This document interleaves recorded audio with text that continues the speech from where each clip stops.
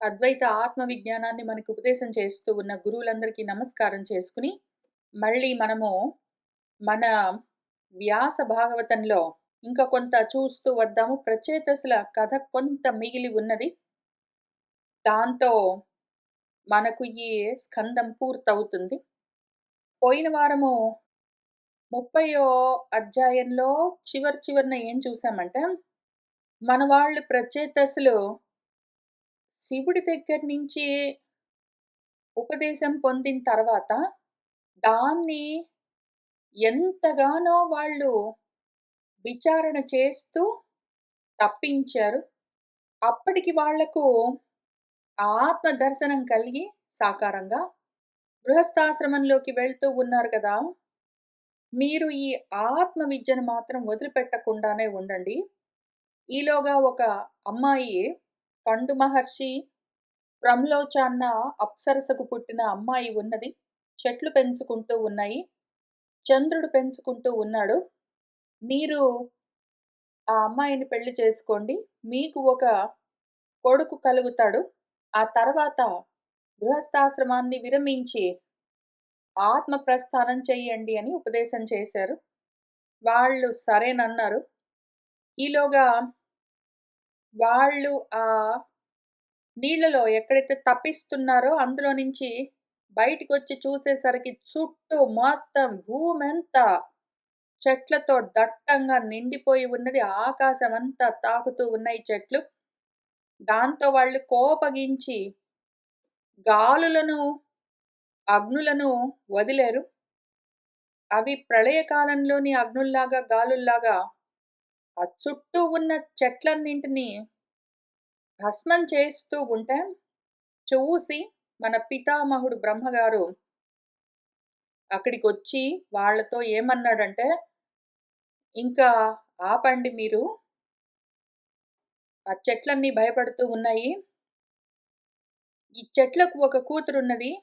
ఆమెను పెళ్లి చేసుకోండి అని చెప్పాడు. చెట్లకు కూడా ఇదే ఉపదేశం చేస్తే చెట్లు వెళ్ళి వాటి కూతుర్ని తీసుకునొచ్చి మన ప్రచేతసులకు అప్పజెప్తే, మన ప్రచేతసులు బ్రహ్మ ఆజ్ఞ ప్రకారము విధి రాత కాబట్టి ప్రారబ్ధంగా వివాహమాడారు. ఆ అమ్మాయి పేరు మారిష. వాళ్లకు దక్షుడు జన్మించాడు. దక్షుడు కొడుగ్గా పుట్టాడు. ఇంకా ఈ దక్షుడికి ఆయన భార్య మారిషకు మళ్ళీ ఎంతో మంది బిడ్డలు జన్మించారు. పుడుతూనే మన దక్షుడు ఎంతో దక్షతతో ఉండడం చేత ఆయనను ప్రజాపతులకు నియామకుడుగా నియమించాడు మన బ్రహ్మదేవుడు. ఆయన ఆ విధంగా ప్రజాపతులను శాసిస్తూ ఉన్నాడు అని ఆ కథ అక్కడికి పూర్తి చేశారు మన వ్యాసుల వారు. ఇందులో ఒక ముఖ్యమైన విషయము, చాలా అందమైన విషయం ఉంచారు మన వ్యాసుల వారు. ఎంత ఫాస్ట్‌గా చెప్పుకుంటూ వెళ్ళారంటే ఎక్స్‌ప్లెయిన్ కూడా ఎక్కువ చేయలేదు. ఈ దక్షుడు అని చెప్పారు. దక్షుడు మనకు ఆల్రెడీ తెలుసు, ఇంతకు ముందు వచ్చాడు. దక్షుడు బ్రహ్మ మానస పుత్రుడు. దక్షుడు పెళ్లి చేసుకున్నాడు ఇంతకీ ఎవరిని? మన స్వయంభువు కూతురున్నది ప్రసూతి. ఆమెను పెళ్లి చేసుకున్నాడు. వాళ్ళకు చాలా మంది బిడ్డలు జన్మించారు. ఆ కథంతా చూస్తూ వచ్చాము. తర్వాత మధ్యలో ఆయనకు సతి అని ఒక కూతురున్నది. ఆమె శివుణ్ణి పెళ్లి చేసుకున్నది. అయితే ఈయన నిరీశ్వర యాగాలన్నీ చేస్తూ ఉన్న సమయంలో కొంచెం గొడవలయ్యాయి. అప్పుడు వీరభద్రుడు ఈయన తలను తెంచేశాడు. మళ్ళీ బ్రహ్మదేవుడికే తప్పదు కాబట్టి మళ్ళీ వచ్చి శివుణ్ణి ప్రసన్నుణ్ణి చేసుకుని మళ్ళీ యాగం పూర్తి చేయడం కోసం అందరిని పుచ్చుకుని వచ్చాడు. దక్షుడు ఓన్లీ మొండెంతో ఉన్నాడు. తల పోయింది. యజ్ఞం కుండంలో పడేసి దహించేశారు కాబట్టి ఏదో ఒక అజముఖాన్ని పెడితే ఆయన మళ్ళీ జీవితుడై వచ్చి యజ్ఞాన్ని పూర్తి చేశాడు అన్న చోట ఆ కథ అక్కడికి ఆగింది. మళ్ళీ అదే దక్షుడు ఇక్కడ ప్రత్యక్షమయ్యాడు. ఎట్లా?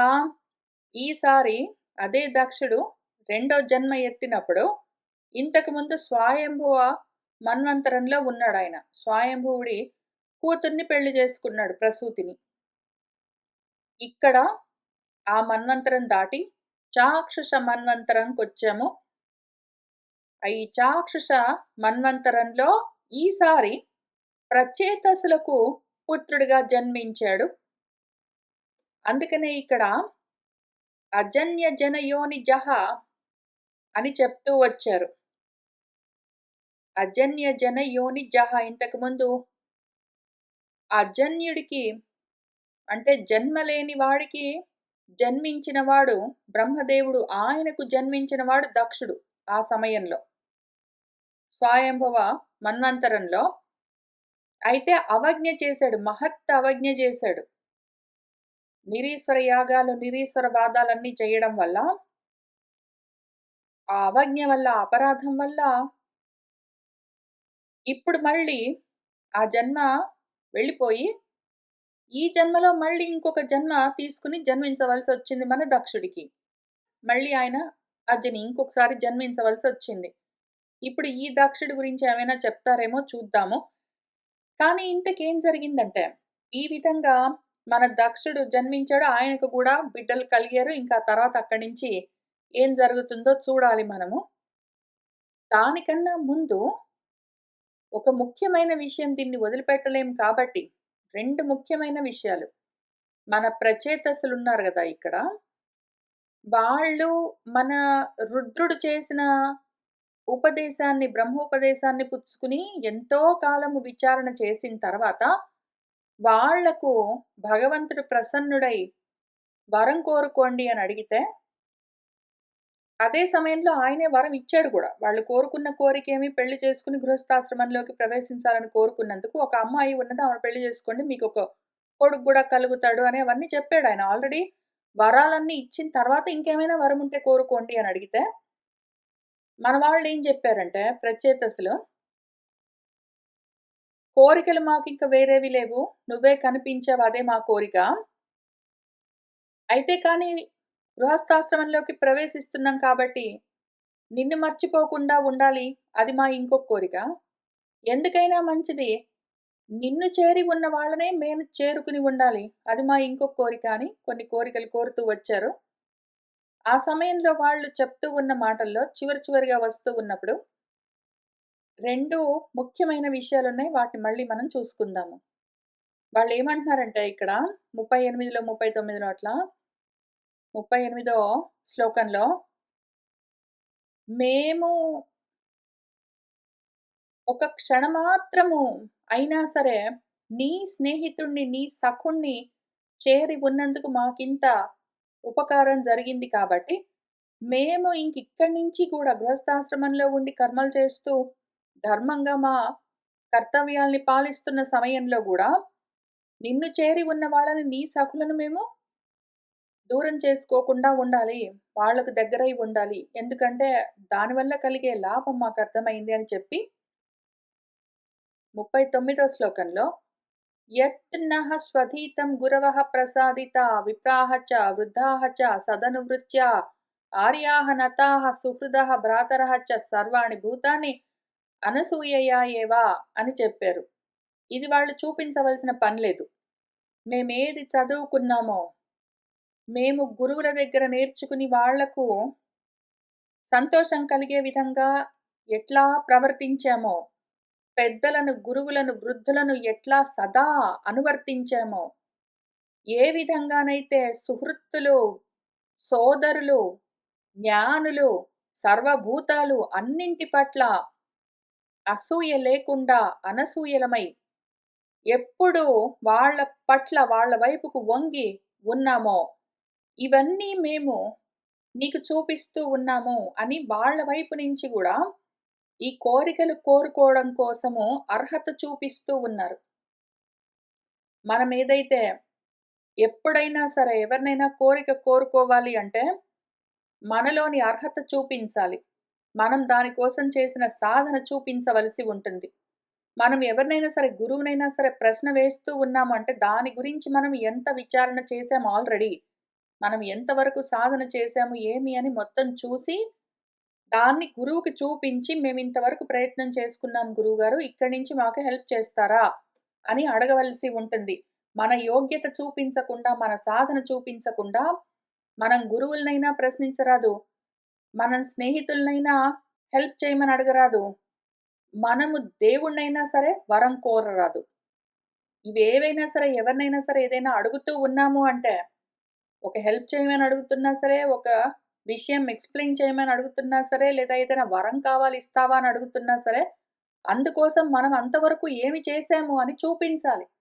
ఈ విషయం మన వ్యాసుల వారు, మన వాల్మీకి మహర్షి ఇద్దరు రామాయణంలో, భారతంలో, భాగవతంలో అదే పనిగా చూపిస్తారు.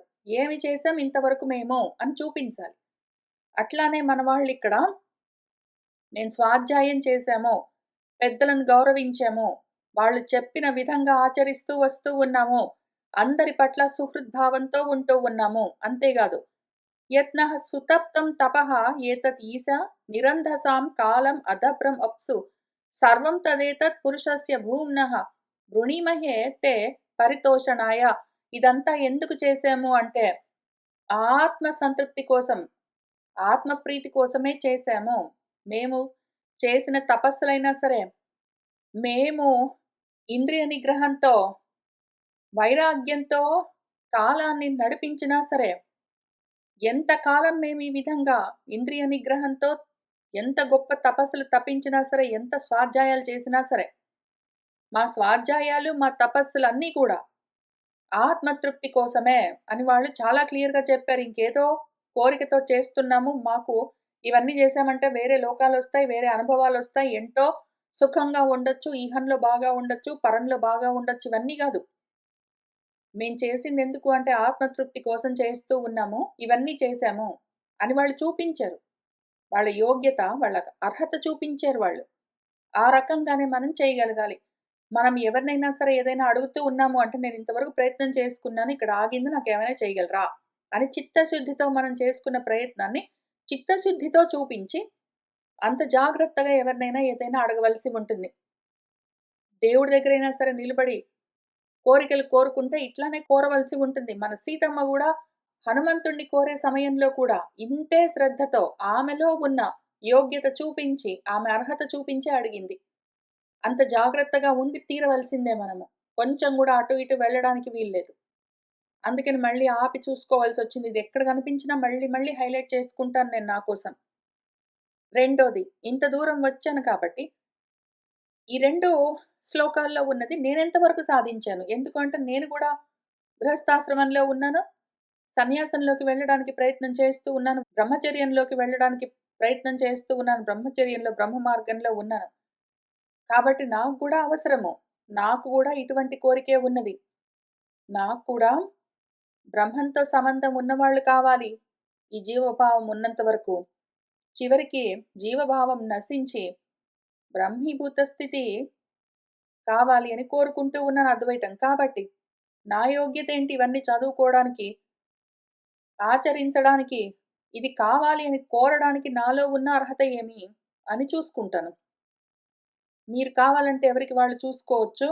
లేదా మానుకోవచ్చు. కానీ నేనెట్లా చూస్తాను వీటిని? చదివి ఊరుకోను. చదివి నాకు అన్వయం చేసుకుంటాను. అందుకని చూపిస్తాను. నేను గూడా స్వాధ్యాయం చేస్తాను. స్వాధ్యాయం చేసి ఊరుకోను మళ్ళీ. తైత్తిరీయోపనిషత్తు నేర్పించినట్టు నేను చదువుకుంటున్న దాన్ని చెప్తూ వెళ్తాను. స్వాధ్యాయము, ప్రవచనము 2 చేస్తాను. చదువుకొని ఊరికే కూర్చోవడం చెయ్యను. చదువుకుని చెప్తాను. స్వాధ్యాయ, ప్రవచనాలు 2. అట్లానే గురువులు ఏమి నేర్పిస్తూ వచ్చారో, దాన్ని అట్లనే ఆచరిస్తూ వస్తాను. నాకున్న గురువులెవరు? శంకర్ల వారు, వ్యాసుల వారు, కృష్ణుల వారు, వాల్మీకి మహర్షి వాళ్ళు ఏమేమి నేర్పిస్తూ వచ్చారో, ఆ వృద్ధి జ్ఞాన వృద్ధి కలిగి, ఆ విప్రత్వం కలిగి, పాండిత్యం విశేషమైన పాండిత్యంతో నన్ను అనుగ్రహిస్తూ వాళ్ళు ఏమేమి చెప్పారో వాటిని ఎంతో కొంత ఆచరించడానికి ఏదో వ్యాసుల వారు ఇట్లా చెప్పారు. నేనిట్లా చేస్తున్నానా లేదా? ఇదిగో శంకర్ల వారు ఇట్లా చెప్పారు. నేను చేస్తున్నానా లేదా? వాల్మీకి మహర్షి ఇట్లా చెప్పారు. నేను చేస్తున్నానా లేదా? అని గురువులు చెప్పినవన్నీ చదువుకుని అందులో ఉన్నవన్నీ ఆచరిస్తున్నానా లేదా? అని అదే పనిగా చూస్తూనే ఉంటాను. వాళ్ళ అనుగ్రహం ఉన్నది కాబట్టే వాళ్ళు చెప్తూ ఉన్నది నాకు పట్టుబడుతూ ఉన్నది. గురువులు నేను త్రికరణ సిద్ధిగా నమ్మిన నా గురువులు ఈ గ్రంథాల్లో రాసి ఇచ్చిన వాటిని నేనంత శ్రద్ధగా చదివి నేను వాళ్ళు మెచ్చుకునే విధంగా ఆచరిస్తూ ఉంటాను కాబట్టి ఎంతో కొంత, వాళ్ళు నా పట్ల ప్రసన్నంగా ఉన్నారు కాబట్టే వాళ్ళు చెప్తూ ఉన్న విషయం నాకు పట్టుబడుతూ ఉంటుంది. అందుకని నేనంత గట్టిగా మళ్ళీ స్వాధ్యాయం జేసి, అంత ధాటిగా చెప్పడానికి కూడా అంత ధైర్యం కలుగుతున్నది ఎందుకొచ్చింది నాకు? వీళ్ళ వల్లే. మార్గం చూపిస్తున్న గురువులని, ఆచార్యులని అనుసరిస్తూ ప్రయత్నం చేసుకుంటూ ఉన్నాను. అట్లానే ఆర్యులు, జ్ఞానులు, సుహృత్తులు, నా స్నేహితులు, భ్రాతరులు, నా తోటి వాళ్ళందరూ, తోటి ప్రాణులన్నింటి పట్ల అసూయ లేకుండా ఉన్నానా? లేదా? అని దీని గురించి చూస్తాను. మిగిలిన వాటి పట్ల ఏవైనా సరే, అన్యమైన వాటి పట్ల అన్నింటి పట్ల అసూయ లేకుండా ఉన్నానా? లేదా? అని చూస్తాను. ముందు నా భ్రాతరులు, నా సుహృత్తుల గురించి చూస్తాను. నా తోటి వాళ్ళు మనుషులు, వాళ్ళ పట్ల అసూయతో ఉంటాను. అసూయ అంటే రంధ్రాన్వేషణ చెయ్యడము, గుణంలో దోషం చూడడము. ఆ విధంగా చూస్తానా? చులకన చేసి మాట్లాడతానా? చాలా సింపుల్‌గా చులకన చేసి మాట్లాడతానా అని చూస్తాను. చేతనైనంత వరకు చులకనగా మాట్లాడడానికి ప్రయత్నం చెయ్యను. నేనిక్కడ కూర్చొని చెప్తూ ఉన్న సమయంలో గూడా, వింటూ ఉన్న వాళ్ళలో ఇదొకటి ఎగ్జాంపుల్ చెప్తాను. ఎందుకంటే ఇదైతే మీరు అవునా? కాదా? అని చూసుకోవచ్చు. యాక్చువల్‌గా నేను చెప్తున్నది నిజమేనా? కాదా? అని మీరు చూడొచ్చు. బికాజ్ వేరే నా లైఫ్ అంతా మీకు తెలీదు గాబట్టి, మీరు చూడగలిగిన దాంట్లోనే ఎగ్జాంపుల్ చెప్తాను. ఇక్కడ కూర్చొని నేను మాట్లాడుతూ ఉన్న సమయంలో, వింటూ ఉన్న వాళ్ళలో ఎవరైనా కళ్ళు సరిగా కనిపించని వాళ్ళు, చెవులు సరిగా వినిపించని వాళ్ళు, కాళ్ళు, చేతులు లేని వాళ్ళు, పిల్లలు లేని వాళ్ళు, పెళ్లి కాని వాళ్ళు, ఇట్లాంటివేవైనా సరే life happens. Life happens and then things can happen. అవన్నీ గూడా లోపాలుగా ఎత్తి చూపించడం, వాళ్ళ గురించి తక్కువ చేసి మాట్లాడడం, స్త్రీల గురించి, బాలల గురించి, వృద్ధుల గురించి తక్కువ చేసి మాట్లాడడం, ఎక్కడెక్కడైనా కనిపిస్తున్నట్టుగా కనిపిస్తే, వెంటనే ఆ పదాలకు నేను వ్యుత్పత్తి పరంగా అర్థం చెప్తూ, యాక్చువల్‌గా మనుషుల గురించి చెప్పట్లేదిక్కడ. నిజంగా ఆడవాళ్ళని తక్కువ చేసి మాట్లాడట్లేదు. పసివాళ్ళని తక్కువ చేసి మాట్లాడట్లేదు. లేదా పిల్లలు లేని వాళ్ళని తక్కువ చేసి మాట్లాడట్లేదు. అందుకు కాదిక్కడ చెప్తున్నది. దీని అర్థమేమంటే అని మళ్ళీ దానికి వేరుగా, ఆధ్యాత్మికంగా అంటే భౌతికమైన విషయాలకి వేరుగా, ఆధ్యాత్మికంగా మాత్రమే దానికి అర్థం చెప్తూ, భౌతికంగా వింటూ ఉన్న వాళ్ళలో ఎవరైనా గురించి ఇక్కడ చెప్తూ ఉంటే వాళ్ళందరిని వీళ్ళ కోసం కాదు, అందరూ సమానమే ఆధ్యాత్మిక సాధనలో అని వాళ్ళని తప్పిస్తాను. ఆ రకమైన అర్థాలు చెప్పను నేను. అసలు నాకు నోరే రాదు. చెప్పబుద్దవ్వదు. అట్లా సుహృతులను, సోదరులనందరినీ, నా వాళ్ళందరినీ పక్కకి తప్పిస్తాను. తక్కువ చేసి ఎక్కడ మాట్లాడడానికి ప్రయత్నం చెయ్యను. పైగా ఆర్యులుంటారు, పెద్దలుంటారు, వృద్ధులుంటారు. ఎగ్జాంపుల్ చెప్తాను. ఇక్కడ నేను కూర్చొని మాట్లాడుతున్న దాంట్లోనే చూపిస్తాను. ఎందుకంటే మీరు అవునా? కాదా? అని చూసుకోవడానికి వీలుగా. ఎవరైనా సరే సినిమాల గురించి ఎగ్జాంపుల్స్ ఏమైనా చెప్తూ ఉన్నప్పుడు కూడా, ఆ యాక్టర్స్ గురించి వాళ్ళ పేర్లు చెప్తున్నప్పుడు గూడా, తక్కువ చేసి ఎప్పుడూ మాట్లాడను. ఎంతో సాధన చేసి, ఎంతో శ్రమించి, ఎంతో ప్రాణము, మనసు, విద్య మొత్తాన్ని అందులో పెట్టి, వాళ్ళు నమ్మిన, వాళ్ళు చేయదలుచుకున్న, వాళ్లకు ఆత్మ సంతృప్తినిచ్చే ఏవైతే వాళ్ళు చేస్తూ ఉన్నారో వాటి గురించి తక్కువగా మాట్లాడడం లేదు, ఎక్కువగా మాట్లాడడం లేదు. ఎంతవరకున్నదో అంతవరకే. అట్లానే మీకు తెలియదు గానీ, పని వాళ్ళని గూడా నేను తక్కువ చేసి ఎప్పుడూ మాట్లాడను. ఇండియాలో గూడా మాట్లాడలేదు, యూఎస్‌లో గూడా మాట్లాడను. యాక్చువల్‌గా మా ఇంట్లో పని చేసేవాళ్ళు ఒక్కొక్కసారి వాళ్ళ పిల్లల్ని తీసుకొనొస్తే, మేము మా పిల్లల్లాగానే చూసుకుంటాం ఆ పని చేస్తూ ఉన్నంత సేపు వాళ్ళని. ఎప్పుడైనా సరే చులకన అభిప్రాయంతోటి చూసేదే లేదు. వాళ్ళను వీళ్ళనని గాదు. సర్వభూతాల పట్ల ఏవైనా సామెతలుంటాయి కొన్ని. ఏదో కూసేదొచ్చి మేసేదాన్ని చెడగొట్టినట్టు అని ఆ రకంగా విషయము పేరేదైనా ఉంటే జంతువు పేరు దాన్ని చులకన చేస్తూ అవి కూడా వదిలిపెట్టేస్తాను నేను. అనను గూడా అనను. ఎందుకు వాటిని మూగజీవాలు, అవి చేసిన తప్పేమున్నది? వాటి ధర్మం అవి చేయగలిగినవి చేస్తూ ఉన్నాయి. వాటిని చూపించి, మనిషిని చులకన చేయడం కోసము జంతువుల్ని ఎత్తి చూపిస్తే, అటు జంతువుని అవమానించడము, అసూయతో ప్రవర్తించడము, ఇటు మనిషిని అవమానించడము, అసూయతో ప్రవర్తించడము 2 విధాలుగా జారిపోతానని సామెత చెప్పవలసొస్తే కూడా మళ్ళీ. అందులో ఏమైనా ప్రాణుల గురించి, జీవుల గురించి చులకనగా ఉంటే మాత్రం ఆ పేరు చెప్పకుండా వదిలిపెట్టేస్తాను. జాతి సామాన్యమైనా సరే, విశేష నామమైనా సరే, ఏదైనా సరే. అట్లానే జాగ్రత్తగానే ఉండడానికి ప్రయత్నం చేస్తాను మొత్తం రోజులో. ఇంట్లో అయినా సరే, ఇక్కడైనా సరే, ఎక్కడైనా సరే. అసూయతోటి ప్రవర్తించడానికి మనసు రాను గూడా రాదు. అందరి పట్ల నతభావనే. అందరి వైపుకు వంగి, వినయంగా ఉండడమే తప్ప, పొగరుగా ప్రవర్తించడము చాలా తక్కువ. ఎప్పుడైనా అట్లాంటివి జరిగితే, ఎక్కడైనా సరే, తొందరలో గాని, ఇంకేదైనా సరే కారణం ఎక్స్‌క్యూజ్ గూడా చెప్పట్లేదు నేను. వెంటనే తప్పకుండా శుద్ధి చేసుకుంటాను. కూర్చొని ఎన్ని గంటలైనా సరే నా కూతురితోటైనా మాట్లాడతాను. ఏకాంతంగా ఆలోచన చేసుకుంటాను. మళ్ళీ ఇటువంటివేమైనా కనిపించాయంటే అటువంటి దాటిన దాకా అంత సాధన చేస్తూనే ఉంటాను. కాబట్టే గురువులు నా పట్ల ప్రసన్నులై ఉన్నారు. కాబట్టే నాకు తెలుస్తూ ఉంటాయి, చదువుతూ ఉన్నవి అర్థమవుతూ ఉంటాయి. అందుకనే మనసు శాంతిగా ఉంటుంది. అందుకని నా మనసు శాంతిగా ఉంటుంది గాబట్టే ఆత్మతృప్తి తెలుస్తూ ఉంటుంది. నేనింత తప్పించేది ఎందుకు? ఆత్మతృప్తి కోసము. ఎందుకు ఇంద్రియ నిగ్రహంతో వాక్కును కూడా నేను నిగ్రహించి ఎందుకింత తపిస్తాను? ఎందుకు అసూయ లేకుండా ఉండాలని చూస్తాను? ఎందుకు అందరి పట్ల వంగి ఉండాలని చూస్తాను? ఎందుకు చదువుకున్న దాన్ని నలుగురికి చెప్పాలి అని ఆలోచన చేస్తాను? ఎందుకు ఇంకా తెలుసుకుంటూనే ఉంటాను? ఎందుకు అంటే ఆత్మతృప్తి కోసము. అది తెలుస్తూ ఉన్నది. ఆత్మతృప్తి కలుగుతూ ఉంటే తెలుస్తూ ఉంటుంది. ఆత్మతృప్తి కలుగుతూ ఉంటే తెలుస్తూ ఉంటుంది నాకు. తెలుస్తూ ఉన్నది. అందుకనే. అదే కారణము. కాబట్టి చాలా ముఖ్యమైన ఎన్నో విషయాలు మన వ్యాసుల వారు మన ప్రచేతసుల కథ ద్వారా మనకు నేర్పిస్తూ వచ్చారు. అవన్నీ చూసుకున్నాం మనము.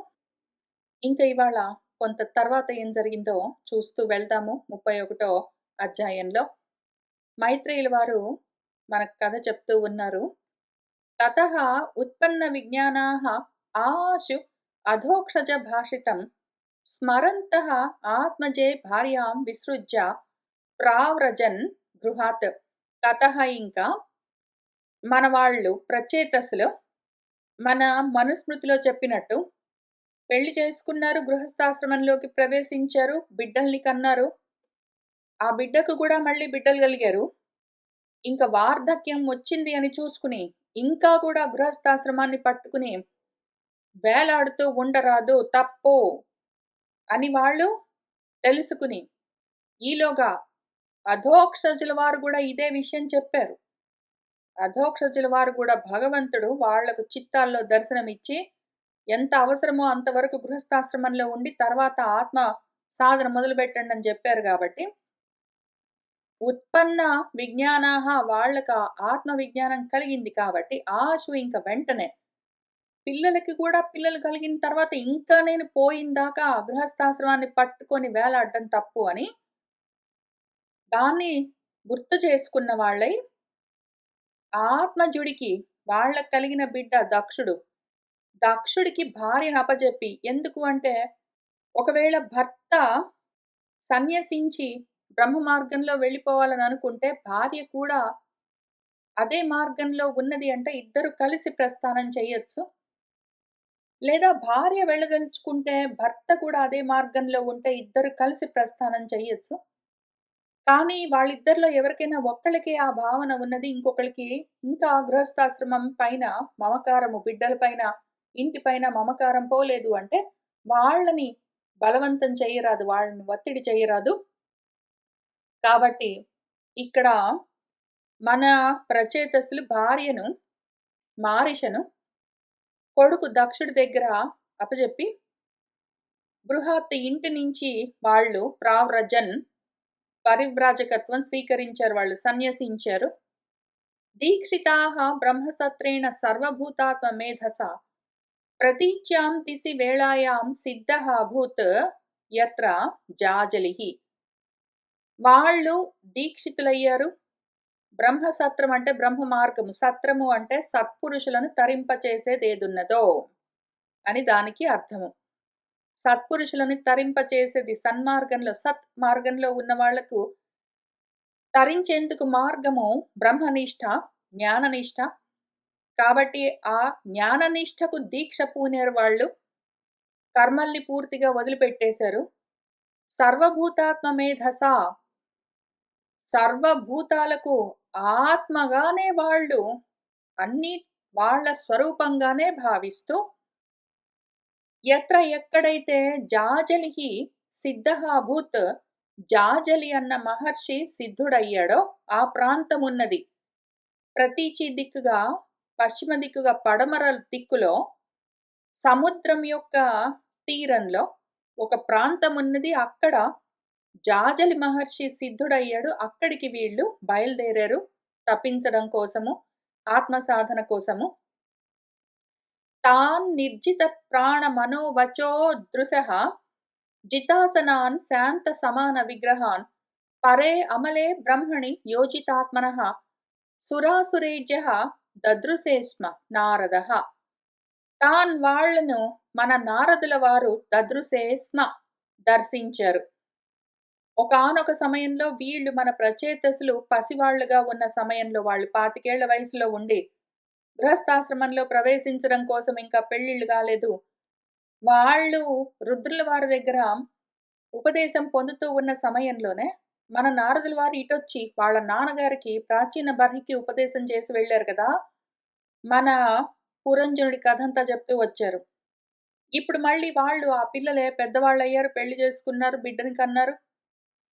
వాళ్ళ కొడుకు కూడా బిడ్డలు కలిగారు. ఇంకిప్పుడు వాళ్ళు ఈ విధంగా సన్యసించి ఆత్మ సాధన కోసం బయలుదేరి వచ్చేసరికి మళ్ళీ నారదుల వారే ఇన్నాళ్ళకి వాళ్ళను చూడ్డానికి వచ్చారు. మన వాళ్ళు ఎట్లా ఉన్నారు? నిర్జిత ప్రాణ మనోవచో దృశః, ప్రాణం పైన తీపిని, మనసు గురించిన ఆలోచనను, వాక్కులను, చూపులను అన్నింటినీ నిగ్రహించేశారు వాళ్ళు. దేహేంద్రియ మనో ప్రాణాలన్నింటిపైన కూడా నిగ్రహం సాధించారు. నిర్జితం అంటే జయించారు. జితాసనులై ఉన్నారు, ఆసన జయం సాధించి ఉన్నారు. శాంత సమాన విగ్రహులై ఉన్నారు. శాంతము, మనస్సు ఉపశమించి సమస్థితిలో ఉన్నది. ఆ విధంగా ఉన్నారు వాళ్ళు. వాళ్ళు అమలమైన, నిర్మలమైన పరబ్రహ్మలోనే వాళ్ళ మనసులను నియోగించి నిలిపి ఉంచారు. అటువంటి వాళ్ళ దగ్గరికి మన నారదుడు, ఈయనటువంటి వాడు సుర అసుర ఈడ్యః, దేవతలు దానవులు అందరి చేత కూడా ఆరాధించబడేవాడు. ఆయన వాళ్ళను చూడ్డానికి వచ్చారు. తమాగతం తే ఉద్ధాయ ప్రణిపత్య అభినంద్య చ పూజయిత్వా యథాదేశం సుఖాసీనమధా అబ్రువన్. ఆగతం తం, వచ్చిన మన నారదుణ్ణి చూసి, తే వాళ్ళందరూ ఉద్ధాయ లేచి, ప్రణిపత్య ఆయనకు ప్రణిపాతం చేసి, అభినంద్య ఆయన్ని కుశల ప్రశ్నలతో పలుకరించి, పూజయిత్వా ఆయన్ని అతిథి పూజలతో సత్కరించి, యథాదేశం ఆయనకు ఉచితమైన ప్రదేశాన్ని చూపించారు ఆసీనుడవ్వడం కోసము. ఆయన యథాదేశం సుఖాసీనం, ఆయన గురుస్థానంలో సుఖంగా కూర్చుని ఉండగా చూసి ఆయనతో అధా ఇంక వీళ్ళప్పుడు ఈ విధంగా అబ్రువన్ అంటూ ఉన్నారు. వాళ్ళు ఏమంటున్నారంటే ప్రచేతసులు ఆయనతో ఈ విధంగా ఊచుహు. స్వాగతం తే సురర్షే అద్య దిష్ట్యా నః దర్శనం గతః తవ చంక్రమణం బ్రహ్మన్ అభయాయ యథా రవేః యదాదిష్టం భగవతా శివేన అధోక్షజేన చ తత్ గృహేషు ప్రసక్తానాం ప్రాయసః క్షపితం ప్రభో తత్నః ప్రజ్యోతయ ఆధ్యాత్మ జ్ఞానం తత్వార్థ దర్శనం ఏన అంజసా తరిష్యామః దుస్తరం భవసాగరం అని అడిగారు. ఓ సురర్షి, దేవతలలో ఋషివైన వాడా, తే స్వాగతం, నీకు నమస్కారం. ఓ దేవర్షి, నీకు నమస్కారం. అద్య ఇప్పుడు దిష్ట్యా మా అదృష్టం కొద్దీ నహ మాకు మీ దర్శనం కలిగిందండి.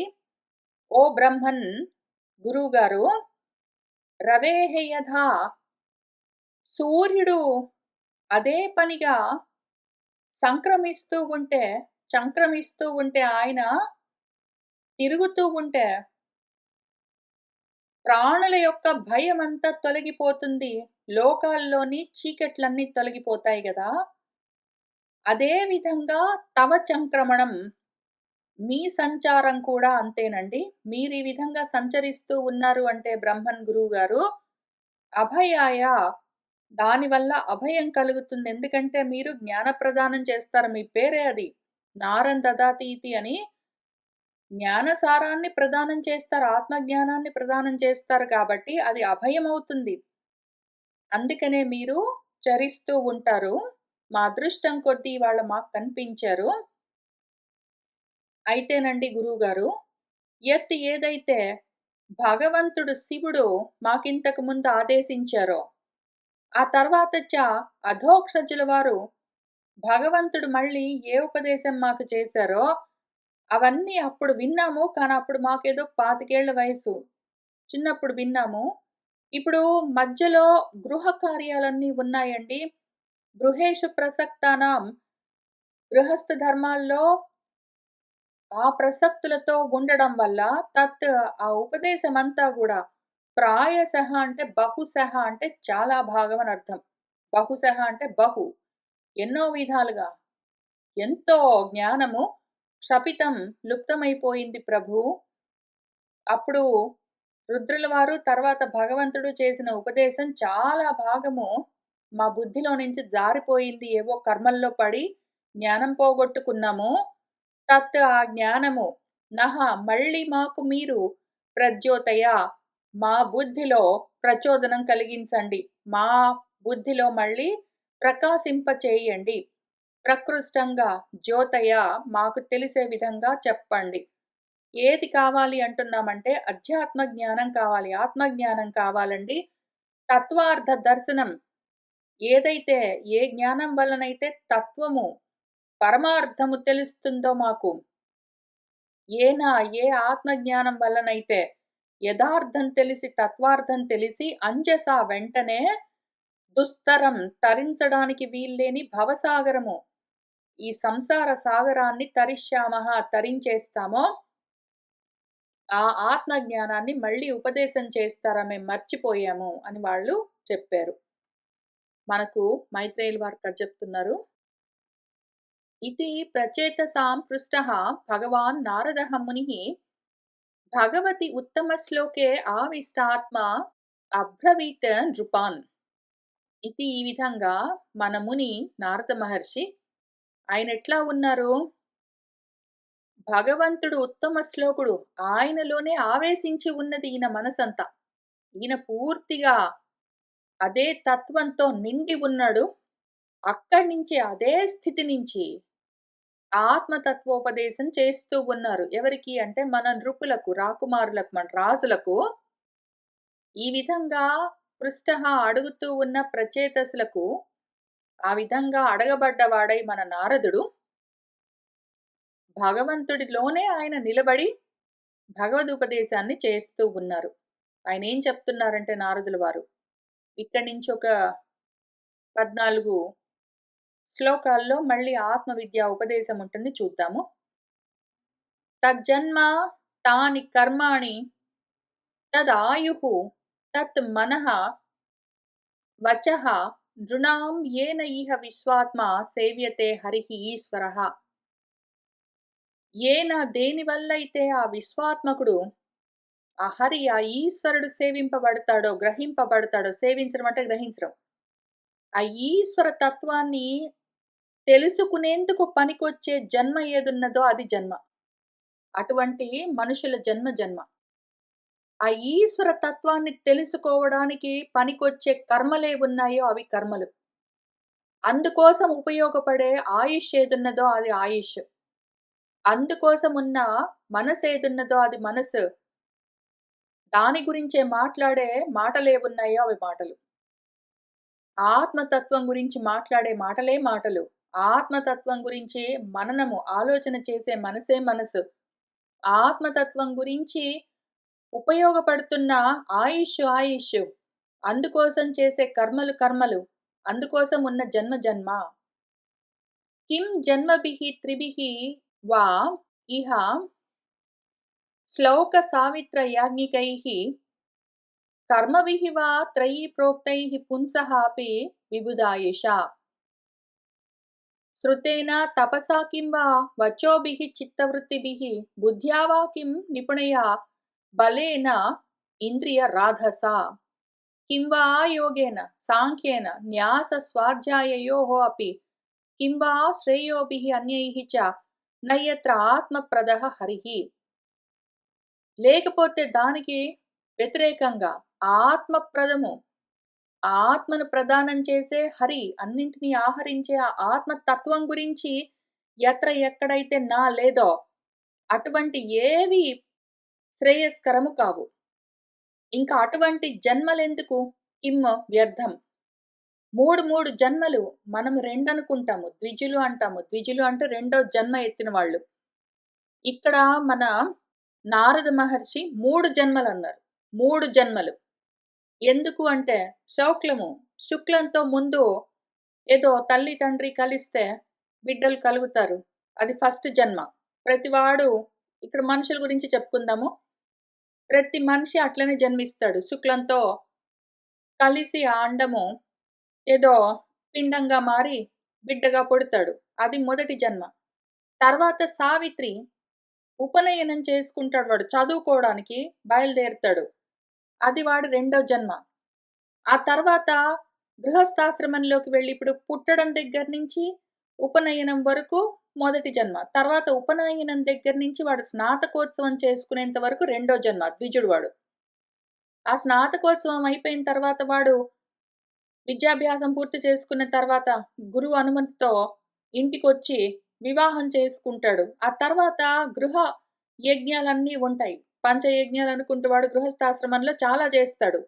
దీంతో వాడి జీవితంలో 3 భాగాలు పూర్తయ్యాయి. కాబట్టి 3 జన్మలు ఆల్రెడీ ఎత్తేసాడు వాడు. పుట్టాడు, అక్కడి నుంచి చదువుకోవడానికి వెళ్ళాడు, చదువు పూర్తి చేశాడు, పెళ్లి చేసుకున్నాడు. పెళ్లి చేసుకున్న తర్వాత గృహస్థాశ్రమ ధర్మాల్ని పూర్తి చేశాడు. 3 భాగాల వంతు వాడి జీవితము పూర్తయిపోయింది. 3 జన్మలు ఎత్తేసాడు వాడు ఆల్రెడీ. పుడుతూనే బిడ్డగా పుట్టాడు, తర్వాత విద్యార్థిగా మారాడు, తర్వాత గృహస్థగా మారాడు. ఇప్పుడు తర్వాత అదిగో వానప్రస్థానికి వచ్చిన సమయంలో కూడా వాడికి ఎక్కడా కూడా ఆత్మ గురించిన ఆలోచనే లేదు అంటే వాడు 3 జన్మలెత్తితే ఏమి ఉపయోగం? వాడు 36 జన్మలెత్తితే ఏమి ఉపయోగము? ఏం ఉపయోగం? ఫలితమేమి? ఏవో కర్మలన్నీ చేస్తాడు. ఎందుకు? త్రయీ ప్రోక్తైః, మామూలు కర్మలు కూడా కాదు, వేదోక్తమైన కర్మలే చేస్తాడు. ఎందుకు? ఆత్మజ్ఞానం లేకుండా. అటువంటి మనిషి ఎంతో కాలం బ్రతికుండొచ్చు. 90 ఏళ్ళు, 100 ఏళ్ళు బ్రతకొచ్చు. పళ్ళన్నీ ఊడిపోయి, కళ్ళు కనిపించకుండా, జుట్టంతా రాలిపోయి, చర్మమంతా ముడతలు బడి, వాడికి ఏ బాడీ పార్ట్స్ కనిపించకుండా, ఏ బాడీ పార్ట్స్ వినిపించకుండా, ఏవి పని చేయకుండా అటువంటి స్థితిలో కూడా ప్రాణంతో ఉండొచ్చు. లేదా ఇంకా సుదీర్ఘమైన ఆయుష్షు, దేవతలకున్నంత ఆయుష్ కూడా ఉండొచ్చు. ఏం ఉపయోగము? ఆ ఉన్న ఆయుర్దాయంలో నువ్వు ఎప్పుడైనా ఆత్మ గురించిన ఆలోచన చేసావా? ఎక్కడైనా? లేదు గదా! ఏం ఉపయోగం? వేస్ట్, వ్యర్థం. ఎందుకది ఇంకా? అటువంటి ఆయుష్. శృతులు చాలా చదువుతావు, చాలా శ్రవణాలన్నీ చేస్తావు. అన్ని చోట్ల ఎవరేది చెప్పినా వింటావు. ఆత్మజ్ఞానం కలిగిందా? ఆ ఆలోచన కలిగిందా? లేదా? అయితే ఎందుకింకా వ్యర్థం? కింవా ఎందుకింకది వేస్ట్? తపస్సు చేస్తావు, ఏవో తపస్సులన్నీ చేస్తావు, ఉపవాసాలన్నీ చేస్తావు. ఎందుకు? ఏవో పెద్ద పెద్ద మాటలన్నీ మాట్లాడతావు, భగవద్గీతలన్నీ కోటింగ్ చేస్తావు, ఉపనిషత్తులన్నీ కోటింగ్ చేస్తావు. ఆచరిస్తున్నావా? ఆత్మ గురించిన ఆలోచన చేస్తున్నావా? లేదు గదూ! చిత్తవృత్తులన్నీ ఏమో శుద్ధి చేస్తానని కూర్చుంటావు. పెద్ద పెద్ద మాటలు మాట్లాడతావు. ఏవేవో చేయడానికి, సాధించడానికి ట్రై చేస్తావు. ఆత్మను సాధించావా? లేదు గదూ! ఇంకెందుకది? ఏంటేంటో బుద్ధి ఉన్నది, నాకు చాలా జ్ఞానం ఉన్నది, నాకెంతో తెలివితేటలున్నాయంటావా? ఆత్మ గురించిన తెలివి కలిగిందా? లేదు గదూ! నిపుణత్వము, ఎంత నైపుణ్యము, ఎంత టాలెంట్ ఉంటే మాత్రం ఏం ఉపయోగము? బాగా బలం ఉంటే ఏం లాభము? బాడీ నిండా బాగా బలం ఉంటే ఏం ఉపయోగము? ఇంద్రియాలన్నీ బాగా ధాటిగా ఉంటే ఏం ఉపయోగము? యోగాలెందుకు? సాంఖ్యాలెందుకు? సన్యాసాలెందుకు? స్వాధ్యాయాలెందుకు? రకరకాల శ్రేయస్సులనుకుంటూ దానాలు చెయ్యి, యాత్రలు చెయ్యి, నువ్వు ఏమైనా చెయ్యి. ఎందుకవన్నీ? అన్యాయి ఇంకేమైనా ఉండొచ్చు. ఎందుకవన్నీ? ఎన్ని చేసినా సరే నీకు ఆత్మజ్ఞానం కలగనే కలగకపోతే, ఎన్ని చేసినా ఒకటే గదు. ఎందుకవన్నీ వ్యర్థం? శ్రేయసామపి సర్వేషాం ఆత్మా హి అవధిః అర్థతః సర్వేషామపి భూతానాం హరిః ఆత్మ ఆత్మదః ప్రియః. సర్వేషాం అన్ని శ్రేయస్సుల్లోకి అత్యంత శ్రేయస్కరమైనదేంటో తెలుసా? ఆత్మ. శ్రేయస్సులన్నింటిలోకి అవధి ఇంక హద్దు ఆత్మ. తెలుసుకోవడమే. పరమార్థంగా ఆత్మని యథార్థంగా తెలుసుకోవడమే శ్రేయస్సులన్నింటికి చివరి మజిలి. అది కలిగిందాకా ఇంకా నువ్వు పూర్తి శ్రేయస్సు పొందలేదని అర్థం. ఆత్మే హద్దు. నిన్ను నువ్వు తెలుసుకున్నావంటేనే నువ్వింక తెలుసుకోవాల్సింది ఏది లేదు అని తెలుసుకో. సర్వేషాం భూతానాం సర్వ ప్రాణులకు గూడా ఆత్మ హరి అయి ఉన్నది. ఎందుకు? ప్రతి దానికి ఆత్మ జ్ఞానాన్ని ప్రదానం చేసేదేంటి మళ్ళీ ఆత్మే. అదే మళ్ళీ అన్ని ప్రాణులకు సర్వ ప్రాణులకు ప్రియమై ఉన్నది. ఎందుకు? ఆనంద స్వరూపమై ఉన్నది కాబట్టి. అది సత్యము, జ్ఞానం అనంతం కాబట్టే ఆత్మ విద్యను ప్రదానం చేస్తుంది. ఆత్మ దహ అయి ఉన్నది. ఆత్మనే ప్రదానం చేస్తుందది. పైగా అది ఆనందో బ్రహ్మ గాబట్టి ప్రియమై ఉంటుంది సర్వ ప్రాణులకు. అటువంటి ఆత్మ గురించిన జ్ఞానం నీకు కలగనే లేదంటే నువ్వు ఇంకెన్ని చేసి ఉపయోగమేముంది? యథా తరోః మూల నిషేచనేన తృప్యంతి తత్స్కంద భుజోపశాఖాః ప్రాణోపహారాత్ చ యథా ఇంద్రియాణాం తథా ఏవ సర్వార్హణం అచ్యుతయుజ్య. ఒక్కొక్కటి నువ్వు సెపరేట్‌గా సాధించవలసిన పని లేదు. నువ్వు సెపరేట్‌గా తపస్సులు, సెపరేట్‌గా జ్ఞానాలు, సెపరేట్‌గా పూజలు, సెపరేట్‌గా యాత్రలు, సెపరేట్‌గా దానాలు, సెపరేట్‌గా ఇంకేంటో చదువుకోవడాలు ఇట్లాంటివన్నీ నువ్వు వేరుగా చేయక్కర్లేదు. ఒక్కటి చేసావంటే, ఏ ఒక్కటి తెలుసుకున్నావంటే ఇంకేది తెలుసుకోవాల్సిన అవసరం లేదో. ఏ ఒక్కటి విన్నావంటే ఇంకేది వినవలసిన అవసరం లేదో. ఏ ఒక్కటి చూసావంటే ఇంకేది చూడవలసిన అవసరం లేదో. ఆ ఒక్కటి తెలుసుకున్నావంటే మిగిలినవన్నీ వేరుగా చేయవలసిన పని గూడా లేదు. ఎట్లా అంటే ఏదో ఒక చెట్టుందనుకో తరువు. ఆ చెట్టు యొక్క మూలం దగ్గర నీళ్లు పోసావంటే, ఇంకా ఆ చెట్టు యొక్క స్కందాలకి అంటే దాని మొదలుకు, దాని భుజాలకు, దాని శాఖలకు, దాని ఉపశాఖలకు, కొమ్మకు, రెమ్మకు, ఆకుకు, పువ్వుకు అన్నింటికి వెళ్తుంది ఆ నీళ్లు. అట్లా నువ్వు సెపరేట్‌గా శ్రేయస్సులు సాధించవలసిన అవసరం లేదు. ఆత్మను సాధించావంటే అన్ని శ్రేయస్సులు అందులో కలిసొస్తాయి. యావానర్థ ఉదపానే సర్వతః సంప్లుతోదకి అని చదువుకోలేదు భగవద్గీతలో? అంతటా అదే ఉంటే నువ్వు మళ్ళీ కొంత గావాలని వేరుగా వెతుక్కోవడం ఎందుకు? అట్లానే ఎట్లానైతే ప్రాణానికి ఆహారాన్ని ఇస్తే ఇంద్రియాలన్నింటికి బలం ఎట్లా కలుగుతుందో, తథా ఏవ అదే విధంగా ఒక్క అచ్యుతుడిని నువ్వు తెలుసుకున్నావంటే అన్నింటినీ తెలుసుకున్నట్టే.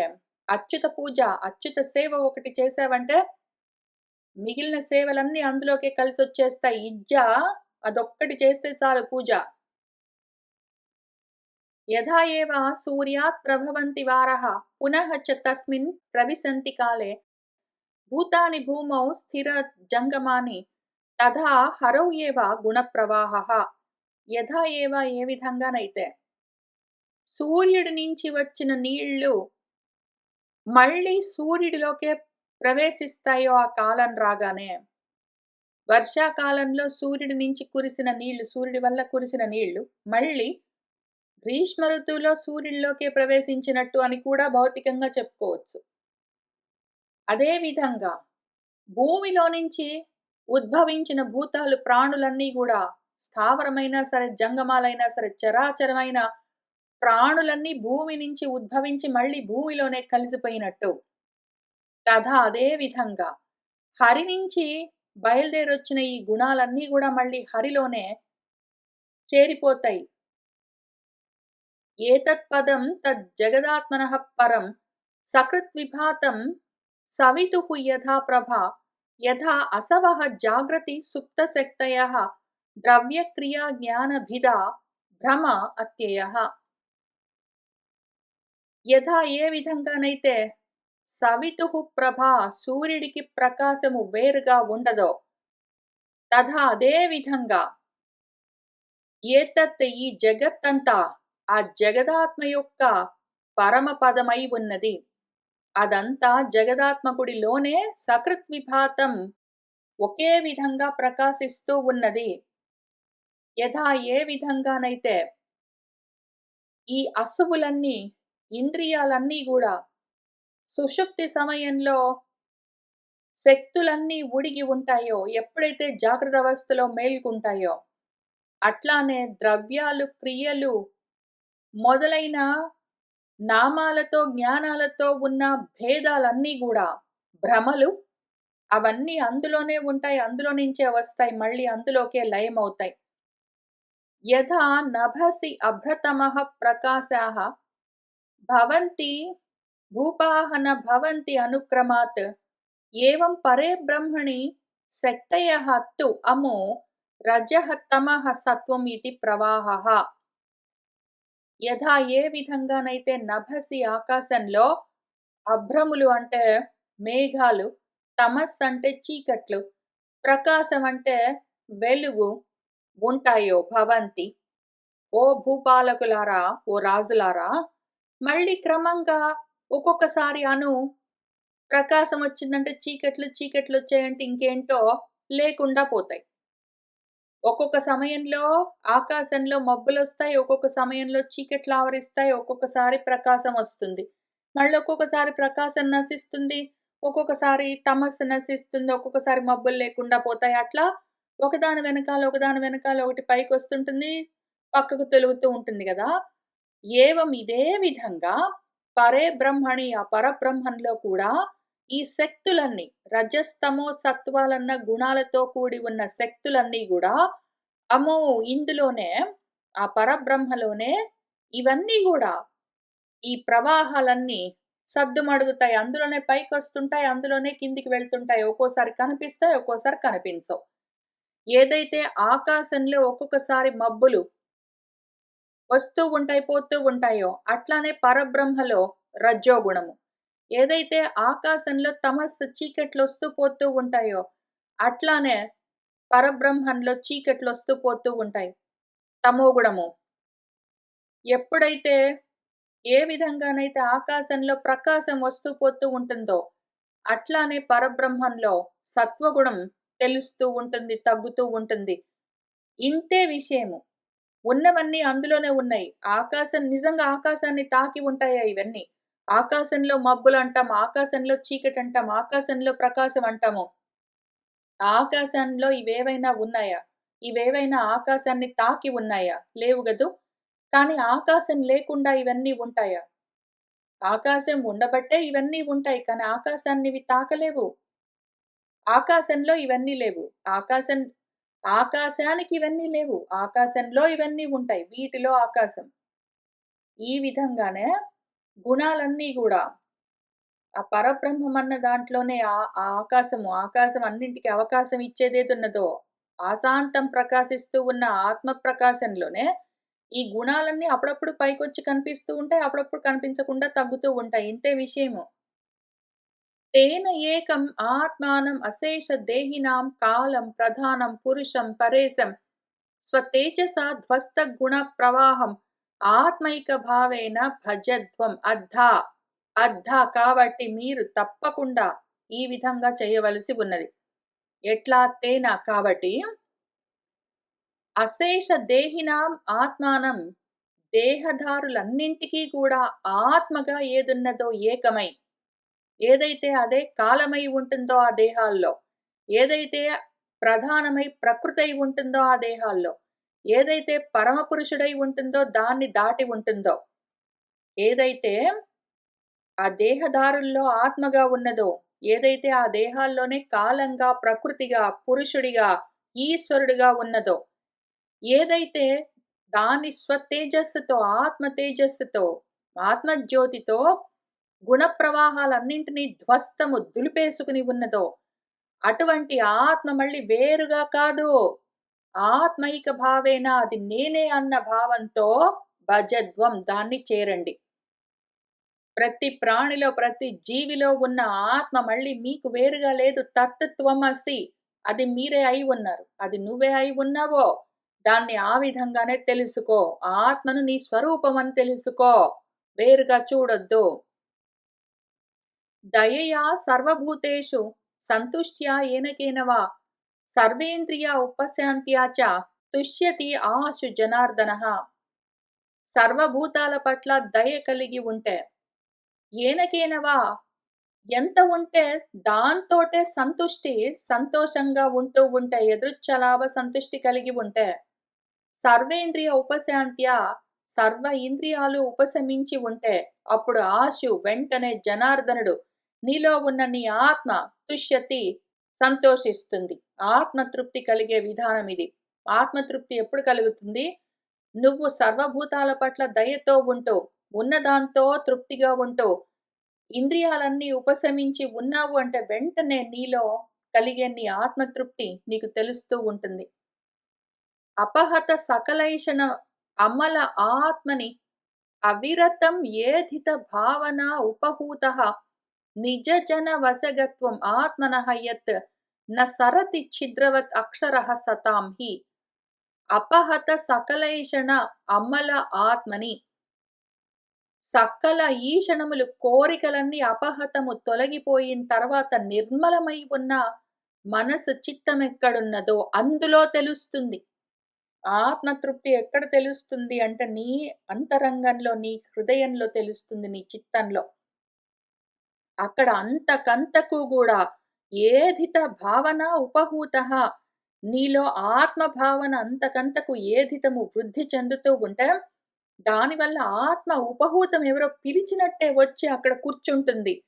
అవిరతము ఎల్లవేళలా అది అక్కడే ఉంది. నీకు తెలుస్తూ ఉంటుంది నీ ఆత్మ. ఆ ఆత్మ తృప్తిలోనే, ఆత్మానందంలోనే ఆత్మ నీకు తెలుస్తూ ఉంటుంది. ఎప్పుడూ తెలుస్తూ ఉంటుంది. తెలుసుకోవడం వరకే నువ్వు చేయవలసి ఉన్నది.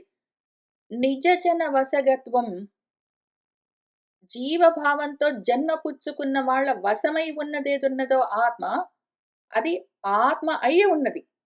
కాబట్టి ఆత్మనః ఏదైతే ఆత్మ అయి ఉన్నదో దాన్ని తెలుసుకుంటూ ఉన్న వాళ్లకు అది ఎప్పుడైనా సరే ఆ అక్షరము, క్షరమన్నది, నాశమన్నది లేనిది సతాం సత్పురుషులను వదిలిపెట్టి నా సరతి పక్కకు జరగనే జరగదు చిత్రవత్. ఆ ఆకాశము పక్కకు జరిగేందుకు అవకాశం గూడా లేకుండా ఛిద్రవత్ న సరతి. ఇంక ఛిద్రం అంటే అవకాశము, సందు, ఖాళీ అని అర్థం. ఆకాశము లాగా అంతటా వ్యాపించి ఉన్న ఆత్మతత్వము నీ హృదయాకాశంలోనే ఆనందంగా, ఆత్మతృప్తిగా నీకు తెలుస్తూ ఉంటే, అసలు ఏ అంతరము లేకుండా, పక్కకు జరగడం అన్నది లేకుండా నువ్వుగానే నీకు తెలుస్తూ ఉంటుంది. అయితే నువ్వు సత్పురుష మార్గంలో ఉండాలి. నువ్వు సత్ మార్గంలో ఉండాలి. సత్ గురించి అన్వేషణ చేస్తున్న మార్గంలో ఉంటూ ఇది సాధించావంటే నీకు అక్కడే తెలుస్తూ ఉంటుంది నువ్వెవరో. న భజతి కుమనీషిణాం సహ ఇజ్యాం హరిః అధనాత్మధనప్రియః రసజ్ఞః శ్రుతధనకులకర్మణాం మదైః యే విదధతి పాపం అకించనేషు సత్సు. ఎవరెవరైతే, ఎవరికి ఇది తెలియదు? ఎవరికైతే ఆత్మతృప్తి, ఆత్మానందము ఆత్మలోనే వాళ్ళకు ఎల్లవేళలా తెలుస్తూ ఉంటుంది. ఎవరికి అంటే ఇట్లా ఉన్న వాళ్ళకని చెప్పుకున్నాం గదా!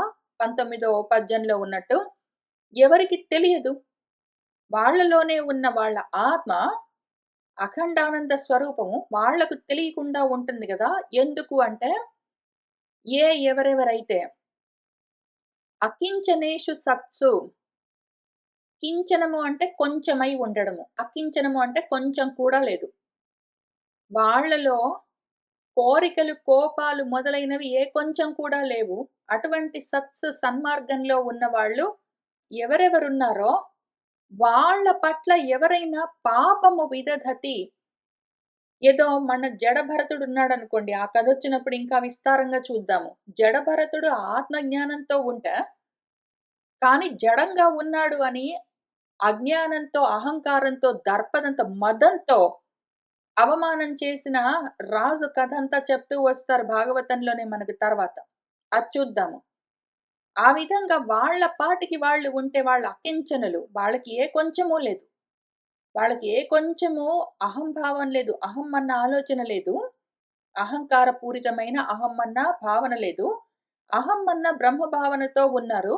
వాళ్ళకు ఏ కొంచెము ప్రాపంచికమైన ధనాలు, ప్రాపంచికమైన పదవులు, ప్రాపంచికమైన ఏమీ లేకపోయేసరికి వాళ్ళు ఏమీ లేని వాళ్ళు, నిర్ధనులు, వాళ్ళు పేదవాళ్ళు అని వాళ్ళని ఎవరైతే చులకనగా చూస్తారో, అటువంటి వాళ్ళు ఎంత గొప్ప జన్మలో ఉన్నా సరే, ఎంత గొప్ప చదువులు చదువుకున్నా, ఎంత ధనాలు ఉన్నా, ఎంత గొప్ప కులమైనా, ఎన్ని గొప్ప కర్మలు, పుణ్యకర్మలు చేసినా సరే, అటువంటి కుమనీషులు, కుబుద్ధి కలిగిన వాళ్ళు, వాళ్ళ యొక్క ఇజ్జాం పూజను మన హరిహి న భజ్యతి పుచ్చుకోడు. అకించనులను చూసి ఏమీ లేదు వీళ్ళకి అని వాళ్ళని చులకనగా చూసిన వాళ్ళ యొక్క పూజలను హరి పుచ్చుకోడు. ఎందుకు? హరి ఎటువంటి వాడు? అధన ఆత్మధన ప్రియః. వేరే ధనాలు నాకేమీ అవసరం లేదు. ఎందుకు ఈ ధనాలన్నీ నాకు అవసరం లేదు. నాకెందుకీ వృధా? కస్యస్విద్ ధనం ఉన్నదంతా నాదే అని ఆత్మధనంతో ఉన్న వాళ్ళెవరున్నారో అటువంటి వాళ్లకు ప్రియుడై, అటువంటి వాళ్ళను ప్రియులుగా తలచే ఆత్మ, ఆ రసం తెలిసిన ఏ తత్వమున్నదో ఆ లోపలే ఉండి వాళ్ళలోని బుద్ధిలోని సారాన్ని గ్రహిస్తున్న ఆ సారంగము, ఆ ఆత్మతత్వము ప్రాపంచికమైన ధనాలు అవసరం లేదు అని అధనులై, అకించనులై, ఆత్మధనాన్ని మాత్రమే కలిగి ఉన్న వాళ్ళు చేసే పూజలను వాళ్ళు చేరితే వాళ్ళకు తెలుస్తూ ఉంటాడు. అక్కడ తెలుస్తాడు. వాళ్ళకు తెలుస్తాడు. వేరే వాళ్ళకి తెలియదు. అక్కడే ఉన్నా తెలియడు. శ్రియం అనుచరతీం తద్ అర్థినః చ ద్విపదపతీన్ విబుధాంశ్చ యత్ స్వపూర్ణః న భజతి నిజభృత్యవర్గతంత్రః కథం అముం ఉద్విసృజ్యేత్ పుమాన్ కృతజ్ఞః. మన ఈ నిజభృత్యవర్గతంత్రః తనను అనుసరించి ఉన్న వాళ్ళ పట్ల వాళ్లకు కావలసిన విధంగా అనుకూలంగా ప్రవర్తించే ఏ పరాత్మ తత్వము లోపలే ఉన్నదో అది తననే అనుసరిస్తూ వస్తూ ఉన్న స్త్రీలను, ఐశ్వర్యాన్ని, విభూతులను గాని, తత్ అర్థినః ఆ విభూతులను లక్ష్మిని కోరుకునే మనుషులను గాని, వాటి వెంట వాటితో పాటు ఉన్న ద్విపద పతులు, మనుషులకు పతులు, రాజులను గాని, విబుధులు, ఈ విధమైన కోరికలతో ఉన్న జ్ఞానులను గాని, మన తత్వం ఆత్మతత్వము న భజతి చేరదు. వాళ్లకు తెలియదు. ఏవైతే ప్రపంచంలోని ఐశ్వర్యాలున్నాయో, ఐశ్వర్యాల్ని కోరేవాళ్ళున్నారో, ఐశ్వర్యంతో ఉన్న వాళ్ళున్నారో, వాటిని తెలుసుకుంటూ ఉన్న వాళ్ళున్నారో, వీళ్ళు ఎవ్వరికీ కూడా ఆత్మతత్వం తెలియదు, దొరకదు. ఎందుకు? అది స్వపూర్ణః. స్వ ఆత్మతో పూర్తిగా నిండి ఉన్న వాళ్ళకే తెలుస్తుంది. అది ఆ విధంగా ఉన్న వాళ్ళకే తెలుస్తుంది గాబట్టి, వాళ్ళు ఎవరైతే పుమాన్ మనిషి ఉన్నాడో వాడు కృతజ్ఞుడై ఉండాలి. జరుగుతున్నదేంటో తెలియాలి వాడికి. ఆ విధంగా తెలుసుకున్నవాడుంటే వాడు దాన్ని పొందగలడు. లేకపోతే తెలుసుకోవడం కుదరదు. ఒకసారి తెలుసుకున్నవాడు కథం ఏ విధంగా అముం ఈ ఆత్మతత్వాన్ని ఉద్విసృజ్యత్ వదిలిపెడతాడు? విసర్జించలేడు. ఒక్కసారి ఆత్మ ఆనందం తెలిసింది అంటే ప్రాపంచికమైన ఆనందాలు, సుఖాలు, భోగాలు, ధనాలు ఇంకేవి పట్టించుకోరు ఎవ్వరైనా సరే. ఎట్లా పట్టించుకుంటారు? అని అడుగుతూ ఉన్నారు మన నారదుల వారు. అంతవరకు చెప్పి తర్వాత ఏం జరిగిందని మైత్రేయుల వారు చెప్తూ ఉన్నారు. इति प्रचेतसः राजन् अन्याश्च भगवत्कथाः श्रावयित्वा ब्रह्मलोकं ययौ స్వయంభువః మునిః. ఈ విధంగా ప్రచేతసులకు, ఓ రాజా, స్వయంభువుడు మొదలైన రాజులందరి కథలు, భగవత్ కథలన్నీ ఈ ఒక్కటే కాదు, ప్రచేతసుల కథ ఒకటే కాదు, అంతకన్నా ముందు మన కర్దముడి కథ, అంతకన్నా ముందు ధ్రువుడి కథ, తర్వాత పృథువు కథ, ఇట్లా ఎన్నో కథలు, అవన్నీ భగవత్ కథలన్నీ కూడా ఆ ప్రచేతసులకు శ్రావయిత్వా వినిపించి, తర్వాత మన ముని బ్రహ్మలోకం యయౌ, ఆయన బ్రహ్మలోకానికి వెళ్ళిపోయారు. తే అపి తత్ ముఖ నిర్యాతం యశః లోకమలాపహం హరేః నిశమ్య తత్పాదం ధ్యాయంతః తద్గతిం యయుః. తే అపి మన ప్రచేతసులు కూడా తత్ ముఖ నిర్యాతం, ఆయన నోట్లో నుంచి వెలువడిన యశః యశస్కరమైన లోకమలాపహం, లోకాల్లోని జన్మల్లోని జన్మలే అన్న ఆ మలినాలేవున్నాయో వాటిని తొలగించే హరేహే, హరి యొక్క కథలన్నింటినీ నిశమ్య విని, వాళ్ళు వాటినే ధ్యాయంతః ధ్యానిస్తూ, తత్పాదం అదే పాదాన్ని, ఆ పదాల్లోని అర్థాన్ని, పరమార్థాన్ని, తత్ గతిని ఆ జ్ఞానాన్ని యయుః పొందారు. ఏతత్తే అభిహితం క్షత్తః అన్యాం త్వం పరిపృష్టవాన్ ప్రచేతసాం నారదస్య సంవాదం హరికీర్తనం. ఏతత్ ఇదిగో, ఓ క్షత్తః, ఓ విదురా, ఏదైతే మాం నన్ను, త్వం నువ్వు, పరిపృష్టవాన్ పరిపరి విధాలుగా ప్రశ్నిస్తూ వస్తూ ఉన్నావు కదా 3వ స్కందం నుంచి, వాటి గురించి మొత్తం నాకు తెలిసిందంతా అభిహితం నీకు చెప్పబడ్డది. ఏదైతే ప్రచేతసులు నారదుడు మాట్లాడుకుంటూ ఉన్నారో హరికీర్తనము, అక్కడి నుంచి మొదలుపెట్టి నువ్వు నన్ను అడుగుతున్న ప్రతి ప్రశ్నకి హరిగాథలతో కూడిన, ఆత్మ విజ్ఞానంతో కూడిన జవాబు చెప్పాను అని మైత్రేయ మహర్షి విదురుడికి ఉపదేశాన్ని పూర్తి చేశారు.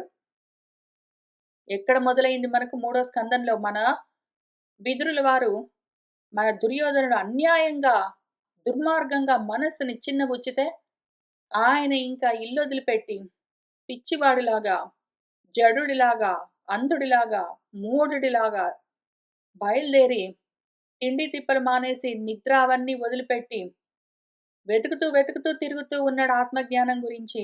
ఉద్ధవుల వారు మార్గాన్ని ఉపదేశం చేశారు. పలానా చోట మైత్రేయ మహర్షి ఉన్నారు, ఆయన ఉపదేశం చేస్తారు వెళ్ళు అంటే, మళ్ళీ అక్కడి నుంచి మైత్రేయ మహర్షిని వెతుకుతూ వెళ్ళి అక్కడ కూర్చుని ఇన్నాళ్లుగా ఆయన చేత బ్రహ్మోపదేశాన్ని పొందారు మన విదురుల వారు. ఇంకిప్పటికి ఆ ఉపదేశము పూర్తయింది. ఇంకా శుకుల వారు పరీక్షిత్కి మనకి చెప్తూ ఉన్నారు. యః ఏషః ఉత్థానపదః మానవస్య అనువర్ణితః వంశః ప్రియవ్రతస్యాపి నిబోధ నృపసత్తమ. ఓ నృపోత్తమ పరీక్షిత్, ఏదైతే ఉత్థానపదుడి వృత్తాంతం ఉన్నదో, మానవుడు అంటే మనువు నుంచి వచ్చినవాడు, ఆయన కథ, మనిషి కథ, ఆ వంశ విస్తారము, అవన్నీ చెప్పాను కదా, అనుసరించి దాన్ని వర్ణించి చెప్పాను కదా, నీ కథే నీకు ఇన్ని రూపాలుగా చెప్పాను కదా. ఇప్పుడు ప్రియవ్రతుడు, మన స్వయంభువ మనువుకే ఇంకొక కొడుకున్నాడు ప్రియంవ్రతుడు. ఆ ప్రియవ్రతుడి యొక్క కథ చెప్తాను, నీ బోధ తెలుసుకో. స్వయంభువ మనువుకి 3 కూతుర్లు, 2 కొడుకులు. మన దేవహూతి, ప్రసూతి, ఆకూతి, వాళ్ళ గురించి చెప్పాను కదా. ఆ తర్వాత ఉత్తానపదుడి గురించి చెప్పాను. ఇప్పుడు ప్రియవ్రతుడి గురించి చెప్తాను విను. యః నారదాత్ ఆత్మవిద్యాం అధిగమ్య పునః మహీం భుక్త్వా విభజ్య పుత్రేభ్యః ఐశ్వరం సమగాత్ పదం. ఈ ప్రియవ్రతుడున్నాడో పెళ్లి చేసుకోలేదు, గృహస్థాశ్రమం లేదు, బిడ్డలు లేదు, ఏమీ లేదు.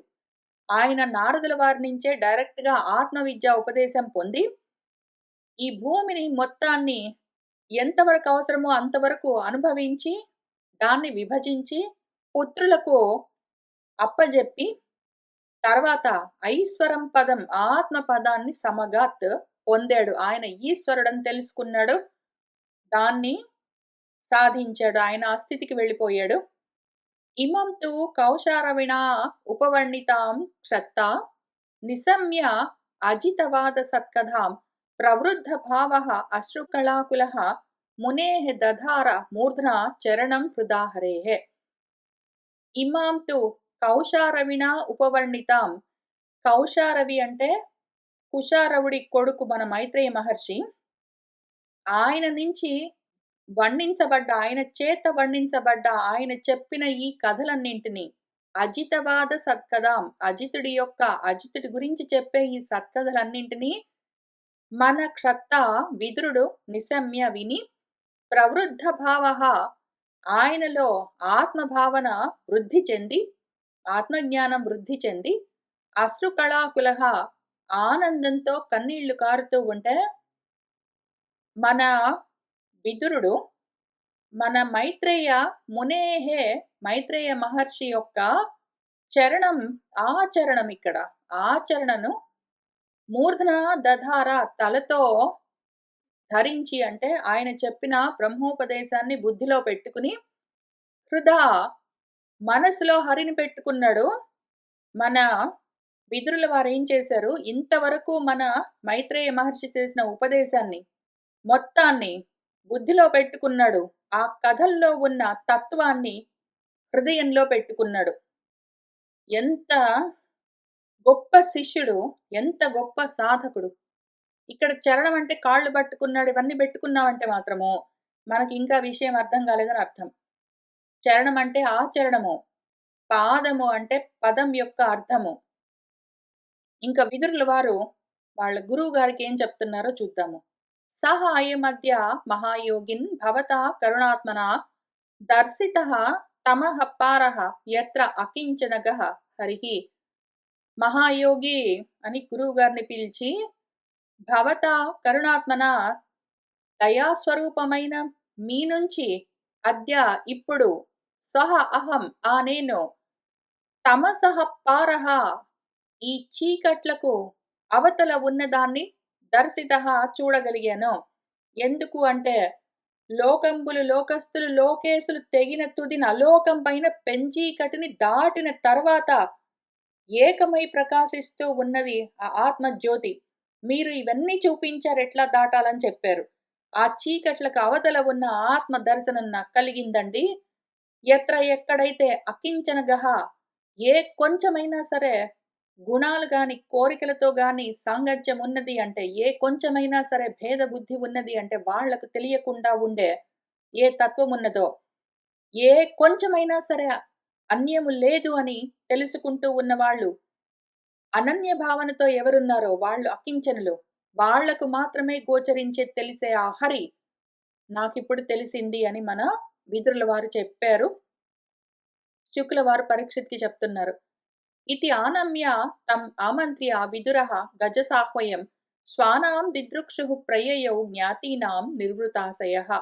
ఇతి ఈ విధంగా ఆనమ్య నమస్కారం చేసి మన విదురుడు తం మన మైత్రేయ మహర్షి దగ్గర ఆమంత్ర్య సెలవు పుచ్చుకుని, ఇంకా స్వానాం దిదృక్షుః తన వాళ్లను చూడాలన్న కోరికతో, తన జ్ఞాతులను తన బంధువులను దిదృక్ష ద్రష్టుమిచ్చ చూడాలన్న కోరికతో, నిర్వృతాశయ ఆయన హృదయం నిండా ఆనందం నిండి ఉండగా, గజసాహ్వయం మన హస్తినాపురానికి ప్రయాణమయ్యాడు.